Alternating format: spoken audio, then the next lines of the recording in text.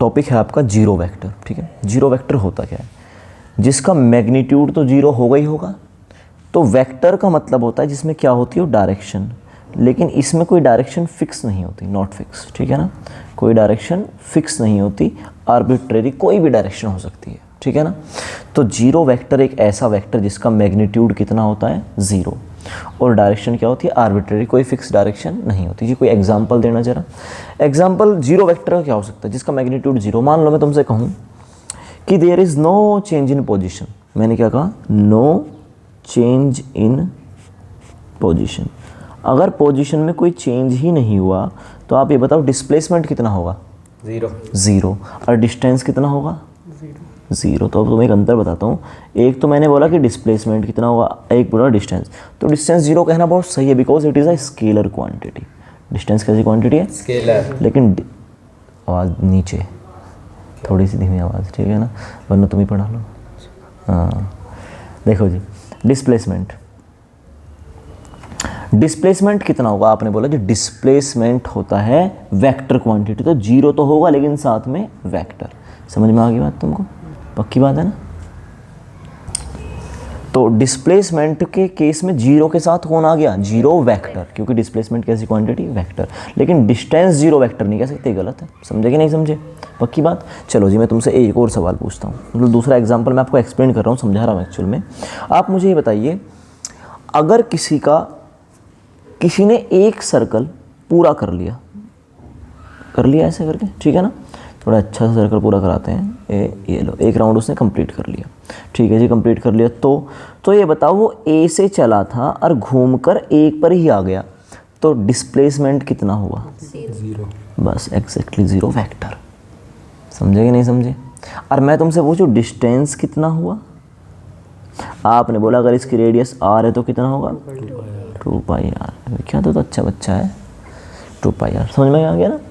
अच्छा मुझे एक बात बताओ, अगर मैं तुमसे कहूँ कि कोई यूनिफॉर्म वेलोसिटी से मूव कर रहा है, यूनिफॉर्म वेलोसिटी से मूव कर रहा है, ओके, तो बताओ उसका एक्सीलरेशन कितना होगा, ज़ीरो। लेकिन एक्सीलरेशन कैसी क्वांटिटी, वेक्टर, तो इसलिए क्या होगा, ज़ीरो वेक्टर।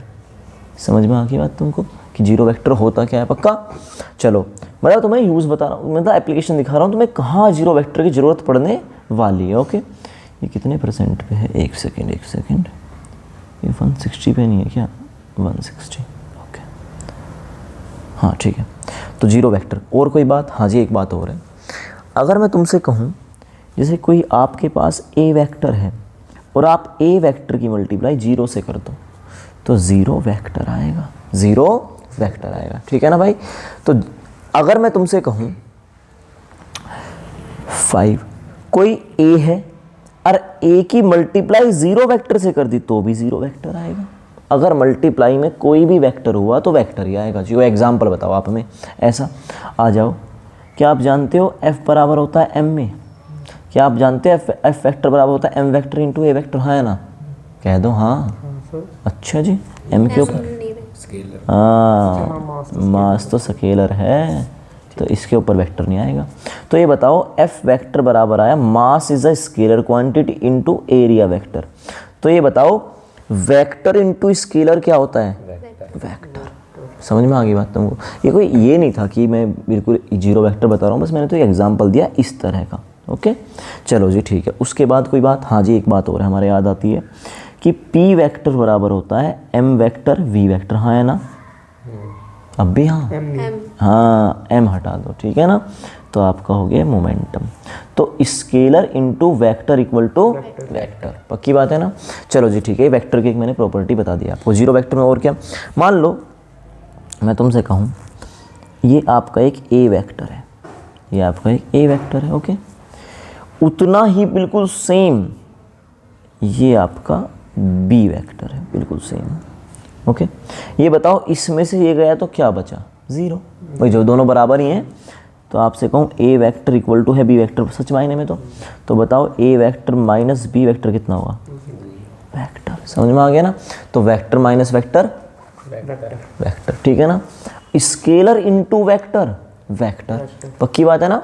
दोबारा सुनो, vector minus vector equal to zero vector, मतलब ये वेक्टर ही बचेगा, जीरो होने हो वो एक अलग बात है, लेकिन सेम में सेम घटाओगे तो सीधी हाँ जीरो वेक्टर।